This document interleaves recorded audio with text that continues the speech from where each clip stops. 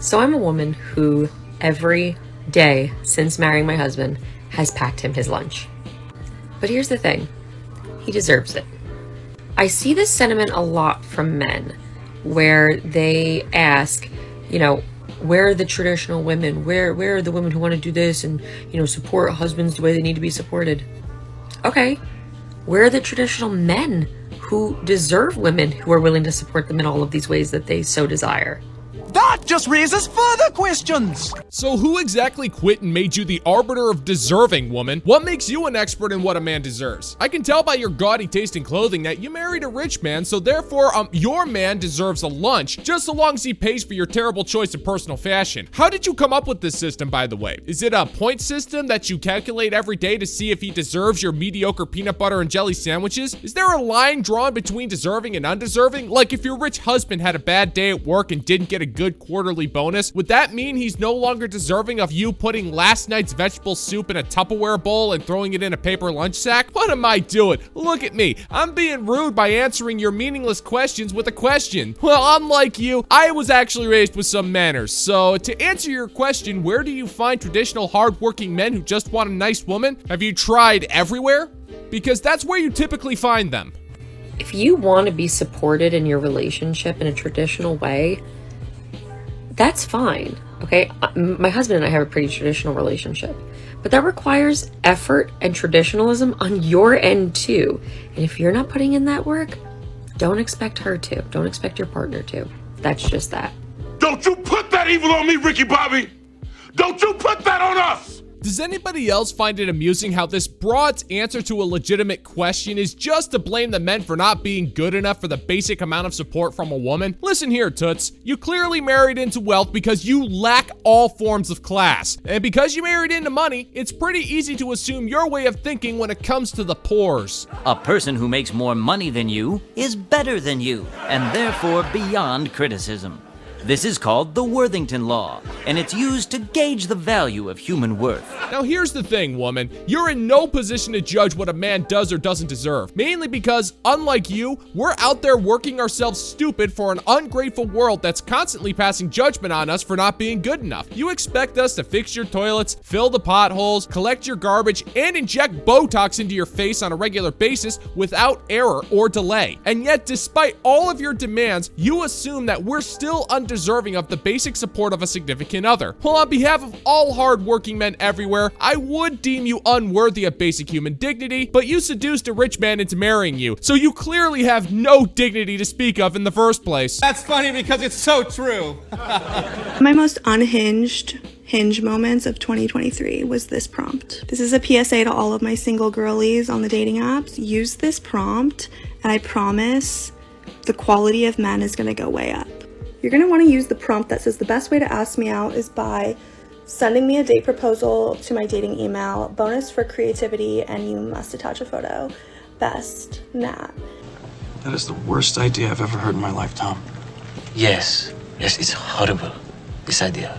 After witnessing this brainless specimen for over 30 seconds, we can already discern two things about her. Number one, she's never worked a day in her life. If she did, she'd know how much of a soul-crushing experience it is to go from job interview to job interview, only to face constant rejection time and time again. Second, we can tell through her soulless eyes and blatantly unintelligent demeanor that this woman clearly has no interest in dating and is just trying to get men to amuse her through a dating app, because she craves validation that badly. And I gotta tell you, woman, if I had the choice between being forced to go to 10,000 job interviews and getting rejected 10,000 times, or sending you a dating presentation, then sign me the hell up for those corporate job interviews. They sound significantly more productive and significantly less painful. I literally made a Gmail account specifically for dating, and the results were amazing. See, the men have to take a one extra step to get in touch with you, and it's the effort for me. They wrote these elaborate date proposals. They had fun with it. One guy sent me a PowerPoint of different date options. Another guy drafted out like a resume of why he's qualified, a candidate. Boy, there's no real easy way to say this, but look, you're a simp. Oh boy, there's only one group of men out there who think that making a PowerPoint presentation and a resume just for the prospect of getting a date, and that group is not Chad. This woman is so starved for attention that she's making simps work on resumes just to entertain her, and that's kind of messed up. Now I need to atone for something. I made the mistake of needlessly bashing spreadsheets for being boring. I've had some time to reflect, and I want to apologize to all of the spreadsheet fans out there. I was totally out of line and I was wrong.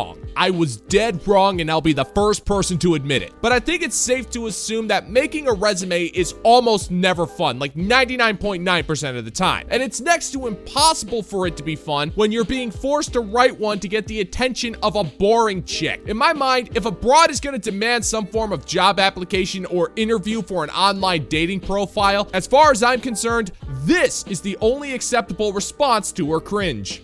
Well, I attended Juilliard.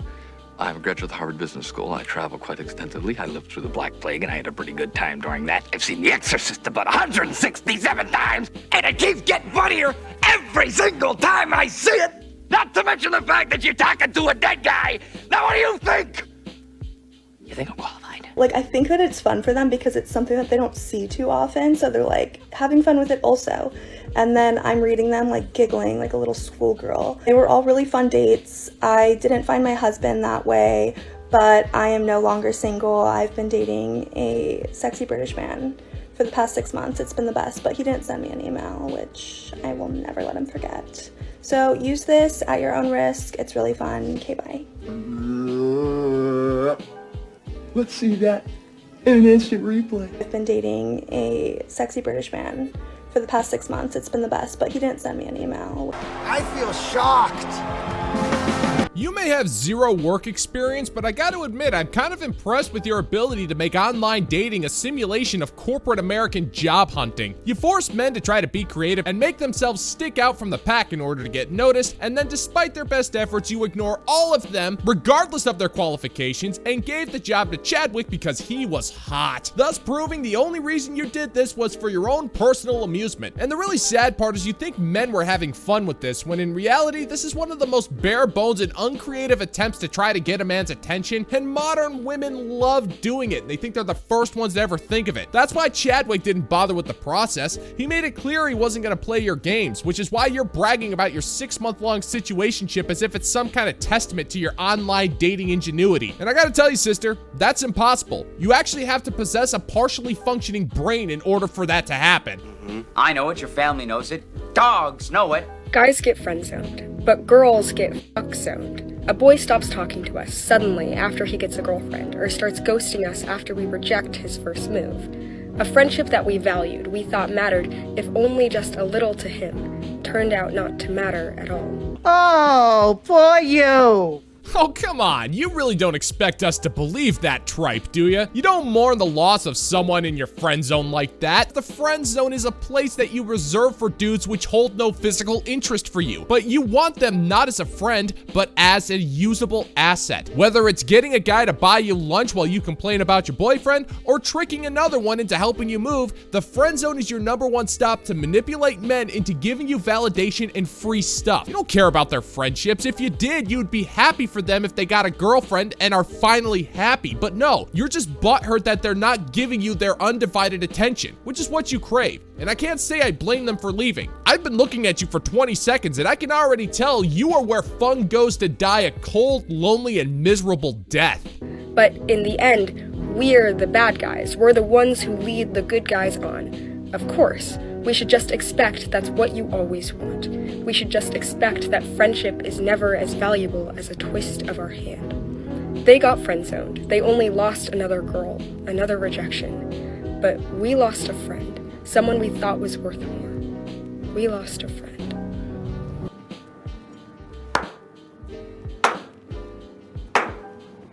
I hated that so much. Yeah, sorry woman, that dog's not gonna hunt here. There's only so much time a man is willing to stay in the medieval torture chamber known as the friend zone. And after a while, he realized that he respects himself far too much for some woman who feeds him just enough affection to trick him into thinking that she wants to be more than just friends. when in reality, nothing could be further from the truth, and that's why it's called leading a man on, and it's a crappy feeling if you've ever been in the friend zone. You wouldn't know because you're too used to pulling the strings on men, and when a man gains his self-respect, he snatches those strings from you and walks away, because we start to realize our time is more important than yours. And I don't know about you, but I would rather spend my time in a more satisfying way, like trying to figure out zany battle strategies to take down Ultima Weapon in Final Fantasy VI, because even if I lose this woman as a quote-unquote friend, at least I won't be hiding in my closet reciting cringe poetry.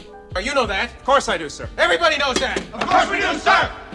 Relationships are so complicated these days. I remember my first ever boyfriend, if you could even call him that, freshman year of high school. I remember stalking him on Instagram, refreshing, he changed his profile picture to a photo of us at the Cheesecake Factory. And I knew from then on, oh, we're serious. We're serious about this. Give me cancer now, guy. Well, who made the relationships complicated? I can give you a hint, it wasn't the men. Men aren't really that complicated. We like simplicity, peace, and the occasional dodgeball melee with foam swords so we can pretend to be ninjas, but come on, we all know that last one was kind of a given. What you've described is how simple dating used to be. You liked a girl, you took her out to dinner, and took it from there. It wasn't until the advent of social media that a massive deuce was dropped in the communal chocolate pudding bowl known as dating. After it was considered normal for your profile picture to determine your relationship status, traditional dating was just flushed right down the toilet. It's not enough to be a halfway decent guy anymore. Now you have to go above and beyond the Call of Duty just to be bestowed upon the title of mid. And we most certainly didn't set that particular precedent. We were too busy working on our ninja sword skills to be bothered with destroying human pair bonding. People are just not that forward these days, and it's sad. Like, this man took me to the drive-in movie theater to see Ice Age Collision Course and sealed the deal with Cheesecake Factory brown bread and a slight change of a profile picture. It's that simple, people. Nowadays, we're like situationships that I wait to text him back. No! This is my petition for 2024 dating life. We are going back to the basics. He did end up breaking up with me a week later because he had too much going on being student council president, but we're just gonna ignore that fact.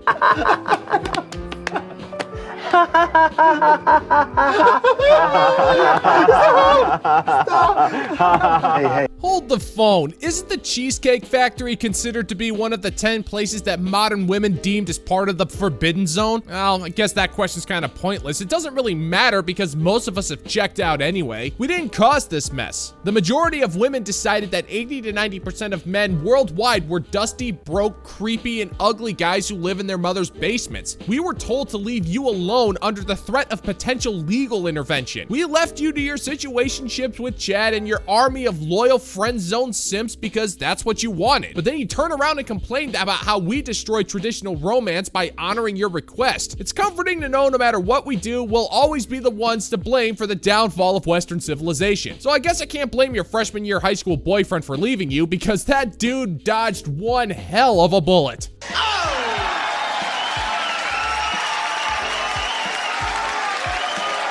And that is gonna do it for today's video, gentlemen and gents, and as always, if you find that my particular brand of humor is bringing you to the brink of laughter, then why don't you scroll on down and click that like and subscribe button, ring the notification bell, leave a couple of comments. Let's give the good old-fashioned middle finger to the YouTube algorithm. Stay awesome and stay badass, gentlemen and gents, and until next time, peace out, homies.